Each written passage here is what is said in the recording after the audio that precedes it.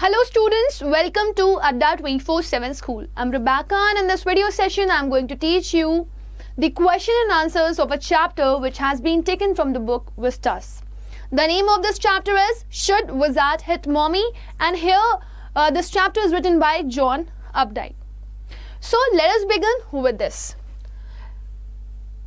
So in this video we are covering the NCERT question and answers of this chapter. So let us see what is the first question that is given to us. Question number first asks, what is the moral issue that the story raises? इस कहानी में किस तरह का moral issue raise किया गया है? तो मैं आप लोगों को सबसे पहले एक चीज़ एक्सप्लेन करना चाहूँगी. आपने जब स्टोरी पढ़ी होगी तो आपको याद होगा स्टोरी पढ़ते टाइम एक छोटी सी बच्ची जिसका नाम जो है, जो कि 4 साल की है, वो अपने पापा से कह रही है कि जो स्टोरी वो सुना रहे हैं और जिस तरीके से उन्होंने स्टोरी का एंड किया है वो वैसे नहीं होना चाहिए था, बल्कि वो डिफरेंट होना चाहिए था. अब स्टोरी का एंड कैसा था? स्टोरी का एंड कुछ इस तरीके से था कि जो रॉजर स्कंक की मदर थी उन्होंने जा करके विजार्ड को मारा और बोला कि मेरे बेटे की ओरिजिनल स्मेल वापस करो, राइट? और रॉजर स्कंक उस बात से बहुत खुश भी हो जाता है और अपनी मम्मी की बातों को मान लेता है. इसलिए मान लेता है क्योंकि वो एक अच्छा बच्चा है, एक ओबीडिएंट बच्चा है. वहीं दूसरी तरफ जो चाहती है कि जो विजार्ड है वो मम्मी को दोबारा से हिट करे ताकि मम्मी उसको जबरदस्ती उस खराब, उस फाउल स्मेल के साथ ना रहने दे और उसे रोजेस की स्मेल में एक्सेप्ट कर ले. जबकि जो के फादर हैं जैक, वो ऐसा बिल्कुल भी नहीं चाहते.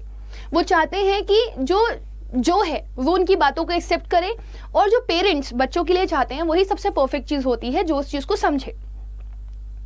बट जो इस चीज को नहीं समझना चाहती, जो चाहती है कि हर कुछ हमें पेरेंट्स के हिसाब से नहीं करना चाहिए, कुछ चीजें जो हमारे लिए सूटेबल हैं हमें वो चीज भी करनी चाहिए. सो इस तरीके से जो मॉरल इश्यूज यहाँ पर रेस करे गए हैं वो ये है कि क्या हमेशा बच्चों को वही करना चाहिए जो कि उनके पेरेंट्स उनसे कहते हैं, या फिर बच्चों को कुछ डिफरेंट भी करना चाहिए ताकि उनका जो इंडिविजुअल डेवलपमेंट है, जो उनकी थॉट प्रोसेसिंग है, जो उनकी इंडिविजुअल आइडेंटिटी है, वो ग्रो अप कर पाए. हर चीज़ के लिए उन्हें मम्मी या पापा से पूछना ना पड़े. जो हमारे पोएट हैं, जो हमारे राइटर हैं, उन्होंने एक क्वेश्चन यहाँ पर किया और क्वेश्चन ये किया क्या विजार्ड को भी मम्मी को मानना चाहिए? तो वो ये सवाल इसीलिए पूछ रहे हैं ताकि आप इस चीज़ का क्लियरली आंसर दे पाएं कि क्या ये बात सच है कि विजार्ड को भी मम्मी को मानना चाहिए था, क्योंकि कभी कभी पेरेंट्स भी गलत हो सकते हैं. So let us see how would you right the answer.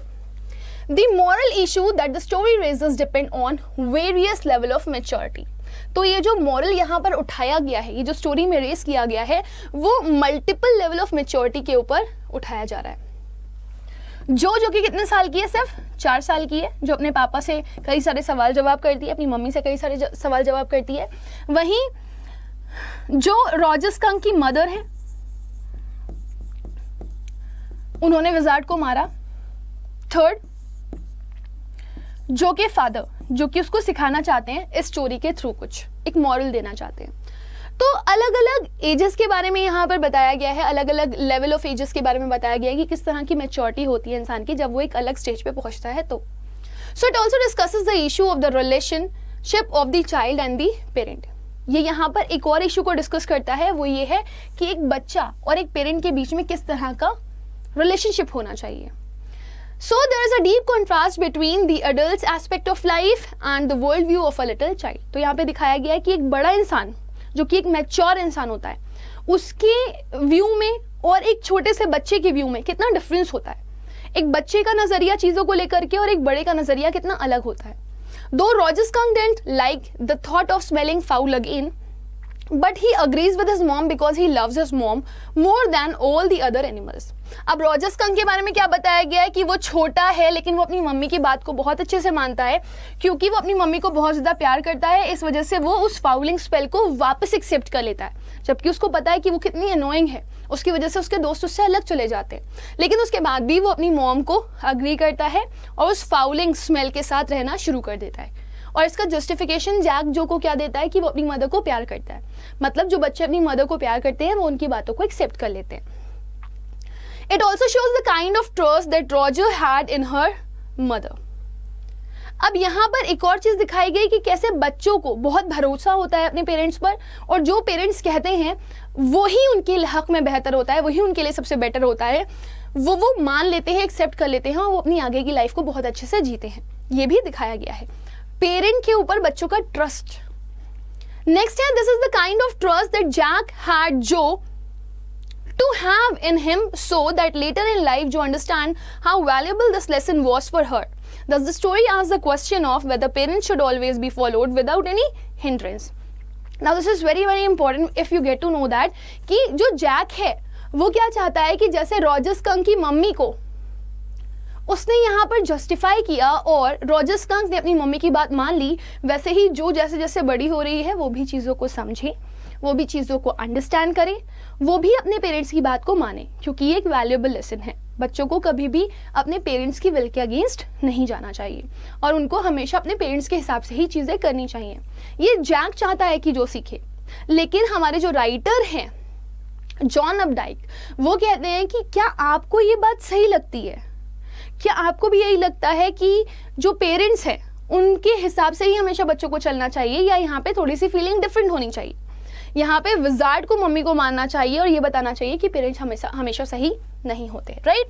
सो जो सबसे बड़ा मॉरल इशू यहाँ पर उठाया गया है वो एक पेरेंट की अपब्रिंगिंग के ऊपर उठाया गया है कि क्या हमेशा जो पेरेंट अपब्रिंगिंग करते हैं बच्चों की वो सही होती है, या जो पेरेंट्स हमेशा बच्चों के लिए चाहते हैं वही सही होता है? क्या उनकी इंडिविजुअल कोई थॉट नहीं होनी चाहिए?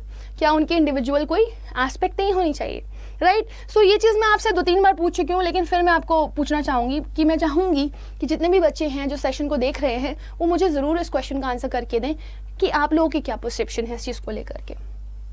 अगले सवाल की तरफ बढ़ेंगे. Question number 2, how does Jo want the story to end and why?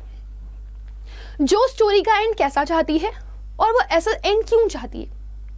तो जो कि अपने पापा से कहानी सुन रही है, उन्होंने उसको क्या बताया कि जो विजार्ड है वो मम्मी से मार खाता है और विजार्ड को रॉजर स्कंक की स्मेल को वापस करना पड़ता है, राइट?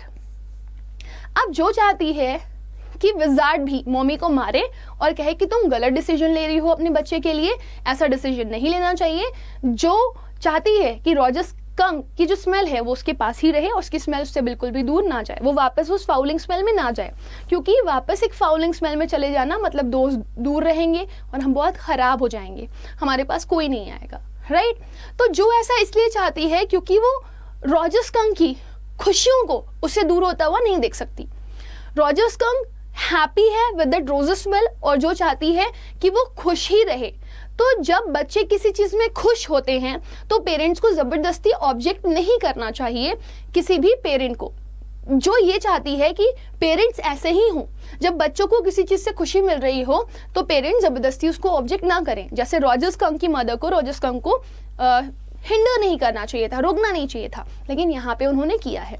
तो इस हिंड्रेंस को कौन रोके? जो चाहती है कि विजार्ड इस हिंड्रेंस को रोके, और विजार्ड के थ्रू वो समझती है कि विजार्ड एक बहुत ही मैजिकल क्रिएचर है और वो किसी भी चीज़ को बदल सकता है, यानी कि अगर कोई चीज़ बहुत बुरी हो रही है तो वो उस चीज़ को अच्छा कर सकता है. तो उसके हिसाब से विजार्ड को क्या करना चाहिए? विजार्ड को मम्मी को मारना चाहिए, और विजार्ड जब मम्मी को मारेगा तो मम्मी की अकल ठिकाने आएगी, अकॉर्डिंग टू जो. So how would you right it? Jo was not happy with the end of the story which her father told her and forced her father to narrate the story the next day in the way that she had said. और फिर वो अपने पापा को force भी करती है कि देखो पापा, जैसे मैंने आपको एंडिंग करने के लिए बोली है कि विजार्ड मम्मी को मारे, आप वैसे स्टोरी मुझे अगले दिन सुनाना. Neither Roger skunk nor wizard wrong in the story. उसके हिसाब से रॉजर स्कंक और विजार्ड दोनों ही गलत नहीं है स्टोरी में, दोनों ने ही सही काम किया. रॉजर स्कंक के दोस्त उससे दूर भागते थे तो उसने अपने आप को अच्छा कर लिया with the help of roses, और उसकी मदद किसने करी? विजार्ड ने करी. तो विजार्ड ने एक अच्छा काम किया है. She wants this to happen because she can not see Roger Skunk being left alone. वो ऐसा इसलिए चाहती है क्योंकि वो नहीं चाहती कि रॉजर स्कंक अकेला रहे. उसको पता है कि अकेले होने का दुख कितना बड़ा होता है. उसके हिसाब से Roger is very nice at smelling like roses. उसको लगता है कि जब रॉजर स्कंक को रोजेस की स्मेल मिल जाएगी तो वो बहुत ही अच्छे से महकेगा, बहुत ही खूबसूरत महक उसके पास होगी, और उस महक से लोग अट्रैक्ट होंगे और वो उसके पास आएंगे, उससे दूर नहीं भागेंगे, और उसके फ्रेंड्स भी उससे दूर नहीं होंगे, कभी नहीं होंगे. She wanted the story to end with the wizard hitting back the mother skunk with his magic wand on her head. वो चाहती है कि जो उसकी स्टोरी का एंड हो वो कैसा हो? मम्मी के हेड पर भी एक हिट पड़ना चाहिए with what? With magic wand of the wizard. इससे क्या होगा, मम्मी की अकल ठिकाने आ जाएगी और मम्मी को भी समझ में आ जाएगा कि रॉजर स्कंक की स्मेल रोजेस के साथ ही ज़्यादा अच्छी है, ना कि वो फाउल स्मेल के साथ। ओके, चलो, I hope this is quite clear to everyone. Let's move ahead and look for the another question. This is question number 3. Why does Jack insist that it was the wizard that was hit and not the mother? अब आप मुझे ये बताओ, ये question कह रहा है, आप मुझे ये बताओ कि जो स्टोरी सुन रही थी उसका फादर यानी कि जैक, वो बार बार इंसिस्ट कर रहा है नहीं विजार्ड ही को मार खानी चाहिए थी, मम्मी को मार नहीं खानी चाहिए थी, तो वो बार बार इस चीज पर क्यों अड़ा हुआ है कि विजार्ड मार खाया सही है, मम्मी को मार नहीं खानी चाहिए थी। सो या दिस इज ट्रू, विजार्ड मार खाया वो सही था क्योंकि उसने एक ओरिजिनल स्मेल को, रॉजर स्कंक की ओरिजिनल स्मेल को चेंज कर दिया था, और किसी की भी ओरिजिनलिटी चेंज नहीं होनी चाहिए। हमारे पेरेंट्स हमारे लिए जो भी करते हैं वो हमारे भले के लिए होता है। हमारी जो सुंदरता होती है वो हमारी नेचुरल चीज़ों में होती है, फेक चीज़ों में नहीं। जो फेक चीज़ें हम ग्रास्प करते हैं वो मटीरियलिस्टिक थिंग्स हैं जिनके थ्रू हम अपने आप को कुछ टाइम के लिए खुशी दे रहे होते हैं। तो जैक अपनी बेटी को इस लेसन के थ्रू ये सिखाना चाहता है कि वो भी हकीकत रियलिटी में जिए और वो भी उस चीज़ों को समझे कि जो पेरेंट्स बच्चों के लिए करते हैं वही सही होता है, और बच्चों को कभी अपनी ओरिजिनलिटी खोनी नहीं चाहिए किसी की वजह से। और वो नहीं चाहता है कि जो है वो कभी भी अपने पेरेंट्स के टुवर्ड अपना परसेप्शन बदले, और वो चाहता है कि उसके पेरेंट्स के टुवर्ड्स उसका परसेप्शन एकदम परफेक्ट हो और वो अपने पेरेंट्स के हिसाब से ही चीज़ें करे, राइट। इसी वजह से जो इंसिस्ट करने पे, जैक इंसिस्ट करने पे लगा हुआ होता है कि जो विजार्ड है उसी को ही मार खाना चाहिए था, ना कि मदर को, क्योंकि माँ बाप बच्चों के लिए सही करते हैं। So how would you write your answer? Jack insisted that it was wizard that was hit and not the mother because he wanted her daughter Jo to understand that whatever parents do for their kids is for their good. जो भी माँ बाप बच्चों के लिए करते हैं वही सबसे अच्छा होता है। अगर माँ बाप हमें अच्छे स्कूल में डाल रहे हैं दैट मीन्स वो हमें एक अच्छा इंसान, अच्छा बच्चा बनाना चाहते हैं, पढ़ाना लिखाना अच्छे से चाहते हैं। अगर हमारे पेरेंट्स हमें रोक टोक रहे हैं किसी चीज़ के लिए तो वो हमारा भला चाहते हैं। तो वो ये बताना चाहता है जैक अपनी डॉटर को कि पेरेंट्स कभी बच्चों का बुरा नहीं चाहते। He wanted to make his daughter understand that there is no wizard in practical life. और फिर वो एक और चीज़ रियलाइज करवाना चाहता है अपनी डॉटर को कि देखो ये तो स्टोरी थी जो मैं तुम्हें सुना रहा था कि विजार्ड आया, उसने एक मैजिकल वैंड घुमाया और इतनी सुंदर सी स्मेल, एक बहुत ही अच्छी सी स्मेल, ग्रेट सी स्मेल रॉजर स्कंक को मिल गई। लेकिन रियलिटी में ऐसा नहीं होता। रियलिटी में जो लोग हमें बदलने के लिए आते हैं ना, दे आर हिपोक्रेट्स। वो फेस पे कुछ और होते हैं और बाहर से कुछ और होते हैं। सो जैक नहीं चाहता कि जो ऐसी किसी भी हिपोक्रेट की अंदर आकर के या उसके अराउंड आकर के अपने परसेप्शंस को बदले। Also, his notable defense for Mommy Skunk made Joe aware that Jack was defending his mother of something really necessary. और जब वो इस तरह का एक्सप्रेशन देता है, इंसिस्ट करता है, तो जो को ऐसा लगने लगता है कि ऐसा लग रहा था कि जैसे जैक अपनी मदर के लिए डिफेंस कर रहा हो, अपनी मदर को डिफेंड कर रहा हो कि उसकी मदर ने जो उसको सिखाया, जो उसके लिए किया, जिस तरीके से उसको बड़ा किया, वो एकदम परफेक्ट था। वो अपनी मदर के हिसाब से चला, दैट वॉज ग्रेट। तो जो को लग रहा था कि वो कहीं ना कहीं अपनी मदर को डिफेंड कर रहा है, इसलिए वो उसको इंसिस्ट कर रहा है। सो आई होप ये चीज़ आपको समझ में आ रही होगी कि जो जैक है वो क्या कर रहा है, वो अपनी बेटी को एक एक्चुअल मॉरल सिखाना चाह रहा है कि पेरेंट्स कभी बच्चों के लिए बुरा नहीं चाहते और पेरेंट्स बच्चों के लिए जो भी करते हैं वो अच्छा ही करते हैं, और एक्चुअल में कोई विजार्ड वगैरह नहीं होता। This is just an imaginary thing, और रियलिटी में हिपोक्रेट्स होते हैं, और वो हिपोक्रेट्स क्या करते हैं, हमको बुरा बनाने में हमारा हाथ बढ़ाते हैं आगे, राइट। तो हमें किसी पे भी ऐसे भरोसा नहीं कर लेना चाहिए, हमें सिर्फ और सिर्फ भरोसा होना चाहिए तो किस पे, हमारे पेरेंट पे। नेक्स्ट क्वेश्चन है, what makes Jack feel caught in an ugly middle position? ऐसा क्या हुआ जिसकी वजह से जो जैक था वो एक बहुत ही गंदी सिचुएशन में फंस गया। आपको याद होगा स्टोरी में जैक पहले अपनी डॉटर को सुलाने की कोशिश कर रहा था, वो सो नहीं रही थी, और फिर वो जब नीचे आता है तो देखता है कि उसकी जो वाइफ है उसने पूरा सामान फैला करके रखा हुआ और बहुत सारी चीज़ें पेंट करने के लिए रखी हुई हैं, और उसकी वाइफ काम कर रही है और साथ ही साथ उसको लेबर पेन भी हो रहा है क्योंकि she was pregnant 6 months, right, she was expecting a baby, 3rd baby. तो यहाँ पर बताया जा रहा है कि जो जैक था वो एक अगली सिचुएशन में इसलिए पड़ गया क्योंकि वो एक्चुअली में बहुत थक गया था और अब वो और ज़्यादा काम नहीं करना चाहता था, लेकिन फिर भी उसको काम करना पड़ रहा था क्योंकि उसकी वाइफ उस चीज़ में इन्वॉल्व थी, right. So how would you right it? Jack believes that he has been caught in an ugly middle position physically, emotionally as well as mentally. तो फिजिकल तौर पर वो बहुत ही स्ट्रेन में था, स्ट्रेस में था। अपनी बेटी को कहानी सुनाने के बाद वो बहुत थक गया था, उसकी बेटी सो नहीं रही थी।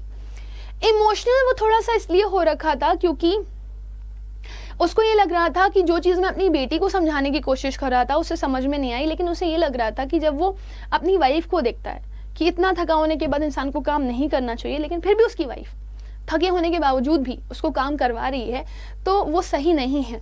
तो यहाँ पे वो इमोशनल हो रहा है। और फिर थर्ड, वो मेंटली भी थोड़ा सा स्ट्रेन था क्योंकि अब उसके दिमाग पर वो ओवर प्रेशर नहीं ले सकता था। Since both his spouse and his daughter are in his presence, उसकी जो wife, spouse refers to the better half, the wife, and his daughter are in his presence, अभी वो दोनों को ही देख रहा है। एक तरफ अपनी बेटी को सुलाने का काम कर रहा है और दूसरी तरफ अपनी वाइफ की मदद करने जा रहा है इन पेंटिंग।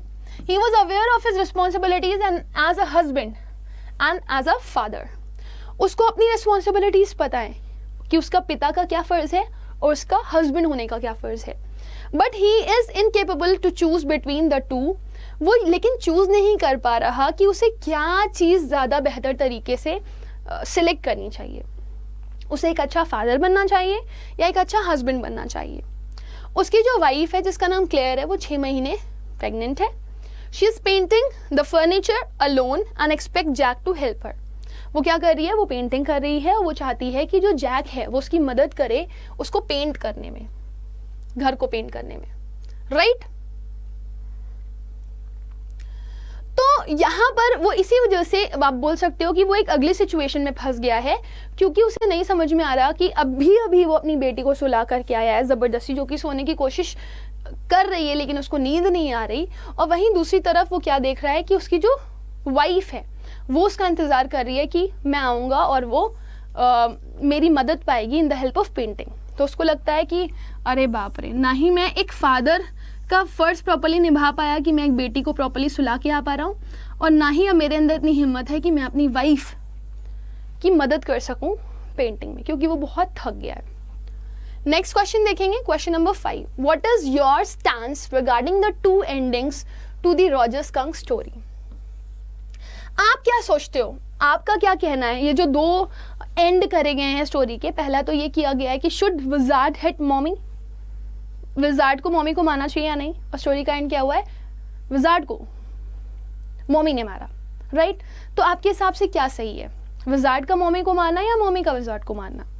तो ये आप बच्चों के ऊपर डिपेंड करता है कि आप किस तरीके से अपने परसेप्शन को बता रहे हो, है ना। अगर आप पेरेंट्स के फेवर में हो तो आपको ठीक लगेगा कि मॉमी ने विजार्ड को मारा, दैट वाज ग्रेट। लेकिन अगर आपको लगता है कि आप एक छोटे बच्चे हो और आपको ये ज़्यादा बेहतर लगता है कि बच्चों को कभी कभी उनके हाल पे छोड़ देना चाहिए, उनकी खुशियों के आगे हम लोग को ऑब्स्टिकल नहीं बनना चाहिए, तो इस वजह से आप इस चीज़ को चूज करोगे कि नहीं, विजार्ड को भी मॉमी को मारना चाहिए, right. So what I have choose, I can let you know with the help of this answer.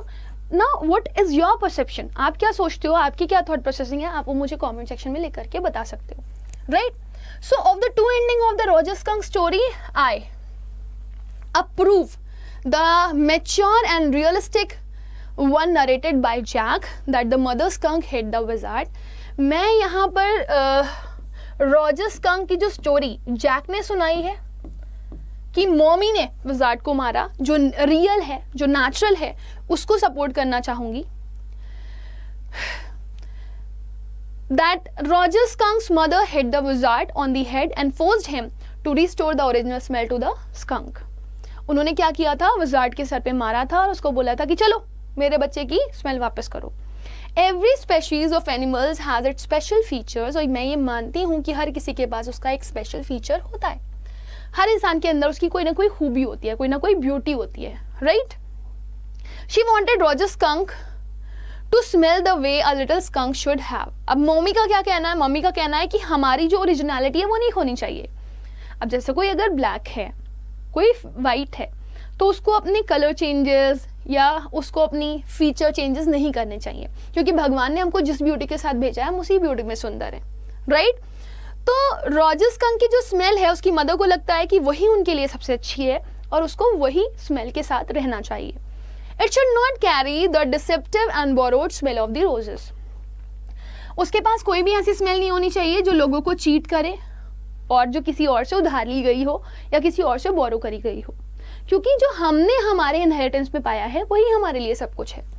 Roger Skunk is agreed to go with her because Roger Skunk जो है वो अपनी मम्मी के साथ अग्री हो गया जाने के लिए, क्योंकि वो अपनी मम्मी को प्यार करता है rather than the little animals। तो अगर जो बच्चे अपनी मम्मी को ज़्यादा प्यार करते हैं, अपने पेरेंट्स को ज़्यादा प्यार करते हैं, उनको दुनिया से मतलब नहीं होता, उनको इसी से मतलब होता है कि हमारे पेरेंट्स हमारे लिए क्या है, राइट? और वो फिर अपने पेरेंट्स के हिसाब से चलते हैं। और पेरेंट्स के अलावा दुनिया में कोई भी इंसान अगर हमारे पास आ रहा है और वो हमको एक नया वर्ल्ड व्यू दिखा रहा है, तो वो एक्चुअली में हमसे कुछ फॉल्स एक्सपेक्ट करता है, जो हमें नहीं करना चाहिए। हर बच्चा अपनी माँ के लिए प्यारा होता है, अपने फादर के लिए प्यारा होता है।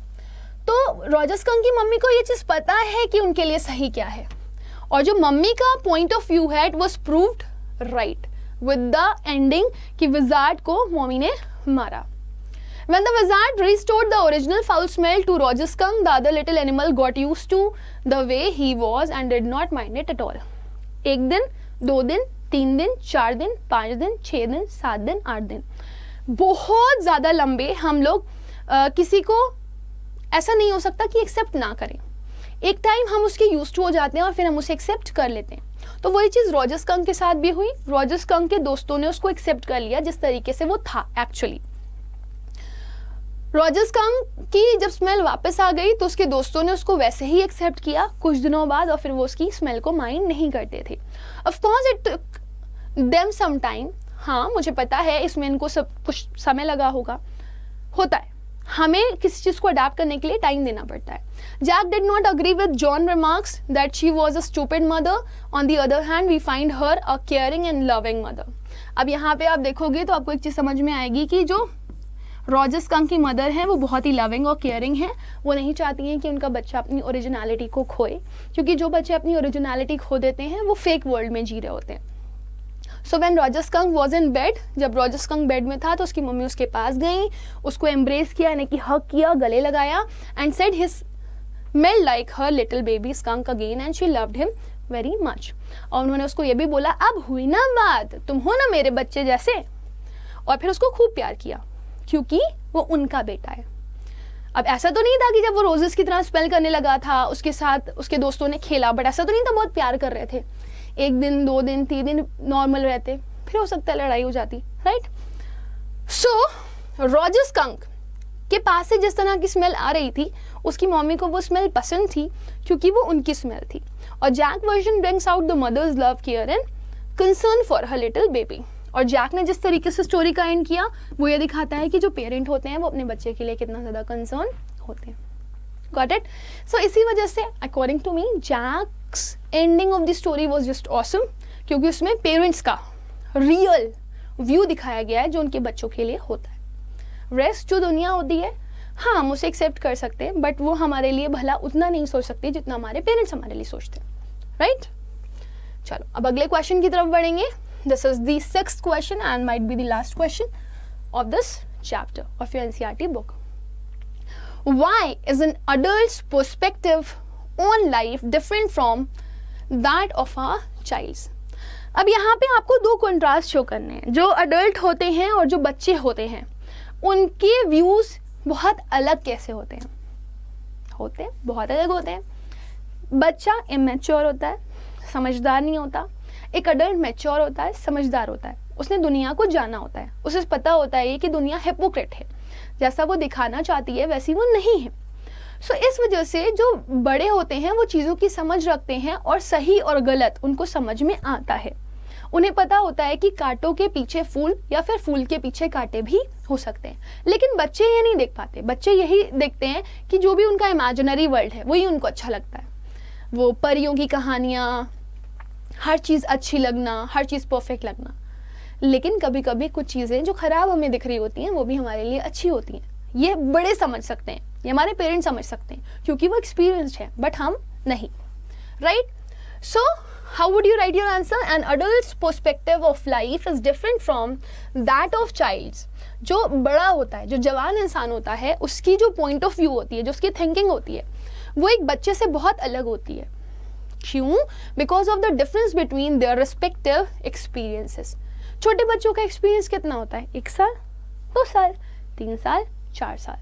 वो दुनिया के सामने खड़े होकर के उनसे कट टू कट इंटरेक्ट नहीं कर चुके होते, बट हमारे पेरेंट्स करते हैं, बड़े करते हैं।